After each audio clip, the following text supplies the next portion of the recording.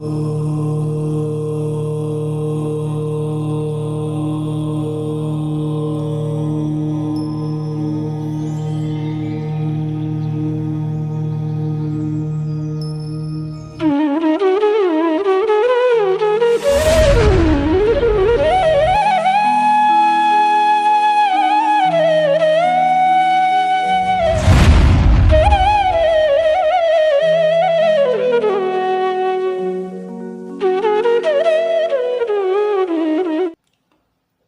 ह्रीं अरहम णमोचिनाणम।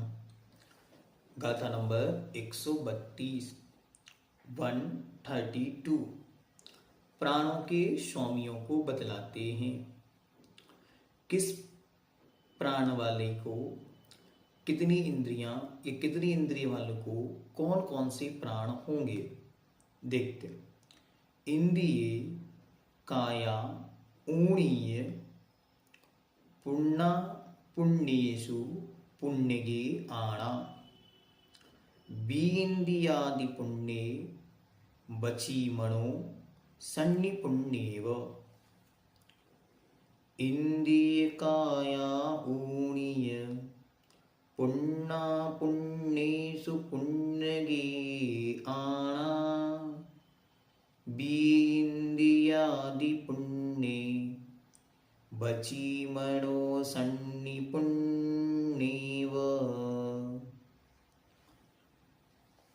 अब कितनी इंद्रिय वालों के कितनी प्राण तो बतलाते हैं। सबसे पहले कहते हैं किनकी कौन कौन से प्राण, किसका कौन स्वामी। तो इंद्रिय मतलब इंद्री, फिर काय अर्थात काय, आयुणी, ठीक है, शब्द को देखते जाएं। काय, काय के बाद निकलेगा बड़ा आऊणी मतलब आयु। तो इंद्री, काय और या से और आयु, ये किनके होती हैं तो पुण्य पुण्येषु अर्थात ये पर्याप्तक और अपर्याप्तक दोनों के होते हैं। मतलब 3 प्राण पर्याप्तक और अपर्याप्तक दोनों में पाए जाते हैं। फिर कहते हैं पुण्यगे आणा, लेकिन आणा मतलब श्वास, आण पाण शब्द आया था, आणा पाणा, तो उसी में से एक शब्द प्रयोग में ले लिया। ये नियम होता है कि जैसे किसी का नाम चंद्र प्रकाश है तो हम लोग उसको क्या बोलते हैं, चंद्र या चंदू, इतने से ही उसका पूरा नाम हो जाता। तो ऐसे ही गाथाकार ग्रंथकार पहला शब्द का प्रयोग करके पूरे प्रयोग को मानते। तो आणा पाणा पूरा शब्द ना रख के केवल आणा शब्द से ही श्वास जानना। तो श्वास किसके होता है, पुण्यगे। इससे नियम क्या बन गया कि अपर्याप्तक अवस्था में क्या नहीं होता, तो अपर्याप्तक अवस्था में उनके अच्छी तरह से जानने योग्य श्वास नहीं होता।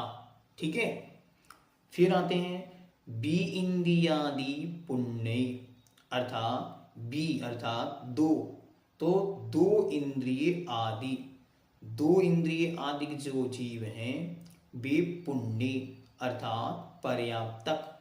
तो 2 इंद्रिय जो पर्याप्तक जीव हैं उन पर्याप्तक जीवों के क्या होता है, वचन नाम का प्राण होता है। ठीक है, ये हमेशा जीवन पर्यंत याद रखना कि वचनों का संबंध मुख से है, स्पर्शन से नहीं, रचना इंद्रिय से है। तो जब रचना इंद्रिय ही नहीं होगी तब तक वचन बल नहीं होता। और जिन जिन की ये होगी तो भले ही उनकी आवाज नहीं निकल रही है, वो अलग विषय है, लेकिन उनकी वचन बल होगा। ठीक हुआ। तो 2 इंद्रियों से वचन बल प्रारंभ होता, मतलब 1 इंद्रिय जीवों के वचन बल नहीं होता। ठीक हुआ। इस सिद्धांत बनाते चलना, क्योंकि ये बाद में कार्यकारी होंगे। जब कहीं कहीं प्रसंग आएगा कि इनके ये होता है तो आप कहेंगे कैसे होता है, तो इस रूप में होता। तो क्या कह रहे हैं, बी इंद्रियादु पुण्य अर्थात जो पर्याप्तक बी इंद्रिय तु इंद्रिय आदि हैं, मतलब 2 इंद्रिय 3 इंद्रिय 4 इंद्रिय 5 इंद्रिय पर्याप्तक हैं, उनके बची अर्थात वचन बल होता है। फिर क्या कहते हैं, मणो सन्नी पुण्येव, और जो संगी पंचेंद्रिय जीव होते हैं, पुण्य के संगी पर्याप्तक उनके ही मनोबल होता है, अन्य के नहीं होता। तो इससे नियम क्या बन गया, अब ध्यान से, अपर्याप्तक और पर्याप्तक अवस्था में सब जीवों के इंद्रिय, काय, बल और आयु, ये 3 प्राण होते ही होते हैं सबके। तो अगर मैक्सिमम अपर्याप्तकों के प्राण जाएंगे तो कितने जाएंगे, तो अपर्याप्तकों के मैक्सिमम प्राण जाएंगे 7, 5 इंद्रिय, 1 कायबल और 1 आयु। अब 5 में से जिसकी जितनी इंद्रियां जो बांधेगा उतनी इंद्रियां उसकी होंगी। 1 इंद्रिय में उत्पन्न होगा तो 1, 2 इंद्रियों में उत्पन्न होने जा रहा होगा तो 2, 3 इंद्रियों में तो 3, 4 इंद्रियों में 4 और 5 इंद्रियों में 5। और 2 कौन कौन से उसके साथ, अपर्याप्तक के, ध्यान से, 5 इंद्रियां, काय और आयु, ठीक है। ये पर्याप्तक अपर्याप्तक के साथ साथ हुए। फिर आगे चलते, अब यहां तक अपर्याप्तक की चर्चा खत्म। अपर्याप्तक के श्वास नहीं होता, वचन नहीं होता और मन नहीं होता, ये नियम यहां से बन गया। अब कहते हैं पुण्य के आण जो पर्याप्तक होते हैं उनके ही श्वास होता है, अन्य के नहीं होता, ठीक हुआ। फिर कहते हैं बीन्द्रियादि पुण्य जो 2 इंद्रियादि पर्याप्तक हैं उनके ही वचन बल होता है। तो ये तो हमको पहले से ही पता था कि जब तक स्पर्श रचना इंद्रिय नहीं होगी तब तक उसके वचन बल संभव नहीं है। तो 2 इंद्रिय से ही वचन बल संभव है, ठीक है। तो अब 2 इंद्रिय, 3 इंद्रिय, 4 इंद्रिय और 5 इंद्रिय, इन सबके वचन बल भी होता है। तो इनके प्राण कितने हो गए, इनके प्राण हो गए 8 कि 9 प्राण हो गए, ठीक है। 8, 7 तो वो हो गए काय और इंद्रिय और आयु, आणपान श्वास भी होता है और वचन बल भी, तो हो गए 9 प्राण। और अंत में कहते हैं सन्नी पुण्येव, और जो पंच इंद्रिय में संगी हैं उनके 10 प्राण अर्थात मनोप्राण भी होता है। इस प्रकार उसके 10 प्राण पूरे किनके पाए जाएंगे, संगी पंचेंद्रिय जीवों के। आइए अब इसका एक बार अर्थ देखते। इंद्रिय, काय और आयु, शब्द देखें, इंद्रिय, काय, आउणी, य, और किनकी, पुण्य अपुण्येषु, पर्याप्तक और अपर्याप्तक दोनों के ही होते हैं, किंतु श्वास पर्याप्तक के ही होता है, पुण्य के आणा।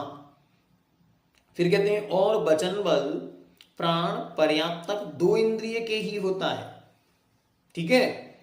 डी इंद्रियादि पुण्य बची, यहां तक। फिर कहते हैं तथा मनोबल प्राण संगी पर्याप्तक के ही होता है, मनो संगी पुण्येव, केवल संगी के ही मन होता है, अन्य के मनोप्राण का कोई काम नहीं। तो ये सिद्धांत नियम बन गए। अब यहीं से जब जब भी प्राण की चर्चा आएगी तब यहीं से उनके प्राणों के विषय में जानना। तो ये प्राणों के स्वामी के विषय में गाथा 1 हुई। अब इसी तरह अगली गाथा में पूज्य उन्हीं प्राणों के विषय में कितने इंद्रिय के कितने प्राण हैं उनको पर्याप्तक अपर्याप्तक के भेद से क्रमशः एक एक को बतलाते हैं। तो आइए अगली गाथा को देखते। इस गाथा को फिर से एक बार देखें। इंद्रिय, काय और आयु ये पर्याप्तक और अपर्याप्तक दोनों के होते। फिर पर्याप्तक के जो पर्याप्तक होंगे उनमें श्वास होगा, और 2 इंद्रियादिक जो पर्याप्तक हैं उनकी वचन बल होगा, और जो केवल संगी पंच इंद्रिय पर्याप्तक होंगे उनके ही केवल वचन बल होगा, अन्य के नहीं होगा। तो इस प्रकार बहुत सारी चीजें इन्होंने इसे एक छोटी सी गाथा में बतला दी। इससे क्या क्या समझ में आया, तो मुख्य बात समझ में आई कि पर्याप्तकों के केवल अपर्याप्तकों के केवल 7 प्राण ही होते हैं, 5 इंद्रियां, आयु और काय बल। बस इतनी ही उनके प्राण है, इससे ज्यादा उनके पास न मन है, न वचन है, न श्वास है। फिर एक और बात क्या समझ में आई, एक बात और ये समझ में आई कि दो इंद्रिय से ही वचन प्रारंभ होता है, क्योंकि उसके पहले वचन का कोई काम नहीं समझ आता कि कैसे होगा, क्योंकि रचना इंद्रिय तो है ही नहीं।